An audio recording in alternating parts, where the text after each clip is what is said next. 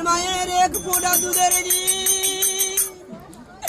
মতো শোধ হবে না। এদিকে এদিকে ঘুরে জন্ম জন্মান্তরে করিলে সাধনা দয়াপতি দরদিনী মাই। আমার মায়ের কথা বলবো কত, যদি বলি বছর শত, তবু নাই মায়ের বন্ধনা। আমার মাঝে জগতের সেরা, মায়ের নিন্দা করেন জেরা। 10 মাস দিয়ে দিচ্ছি পয়সা।